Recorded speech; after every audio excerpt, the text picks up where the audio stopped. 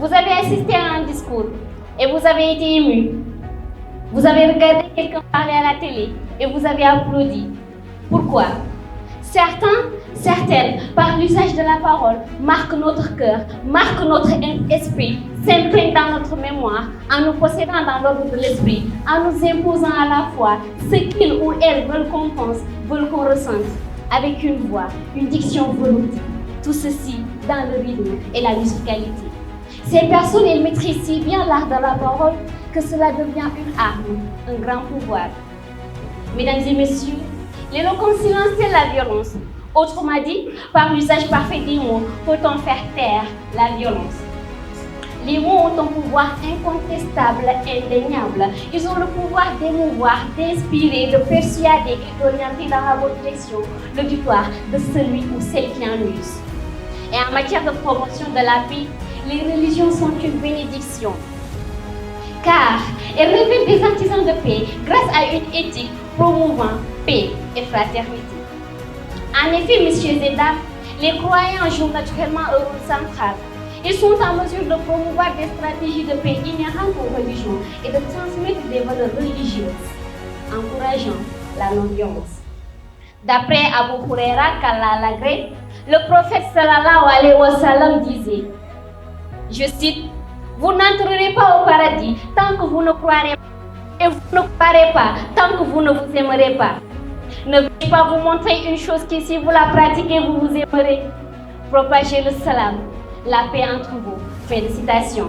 Assalamu alaikum wa rahmatullahi wa ta'ala wa barakatuhu. Que la paix d'Allah soit sur vous, sa bénédiction et ses miséricordes.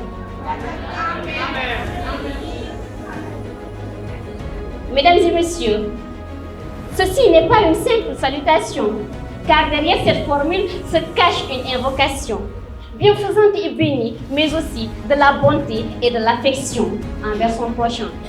Et de l'autre côté, dans la Bible, plus particulièrement dans sa lettre aux Éphésiens, l'apôtre Paul, au chapitre 4, verset 29, nous dit, je cite, qu'aucune parole mauvaise ne sorte de votre bouche, mais s'il y a lieu, quelques bonnes paroles qui servent à l'édification et communiquent une grâce à ceux qui l'entendent. Fin de citation. Par ces mots, il faut comprendre que la parole doit avoir pour but d'être agréable à ceux qui l'entendent et de leur accorder un bienfait.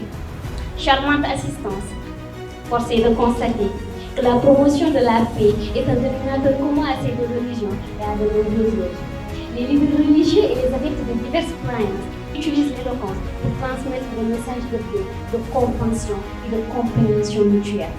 Leurs discours ont le pouvoir de dissiper les préjugés, de calmer les tensions et de favoriser la résolution pacifique des conflits. Au-delà des religions, nous pouvons nous inspirer d'orateurs, d'hommes politiques, de génies de la communication qui ont marqué l'histoire avec panache et qui, ayant compris le pouvoir des mots, utilisent l'éloquence comme outil de diplomatie et gage indispensable pour la paix. Aux États-Unis, Martin Luther King Jr., par exemple, a su galvaniser des milliers de personnes à travers son discours « I have a dream ».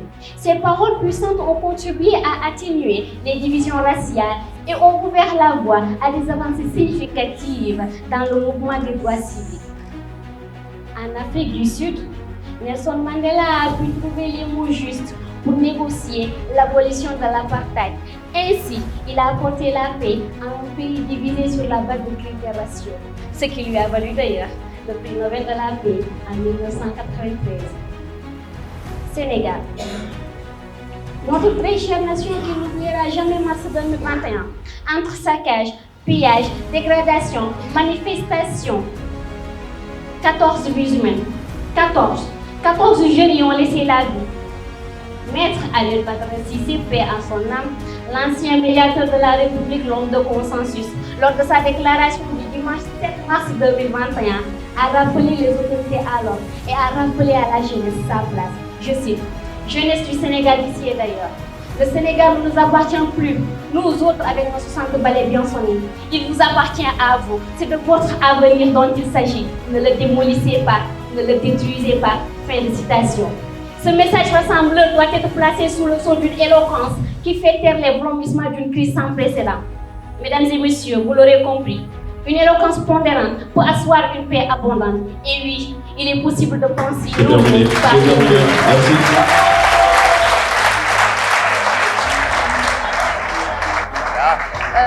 Mère, cette idée, elle est très bien. Elle est très bien.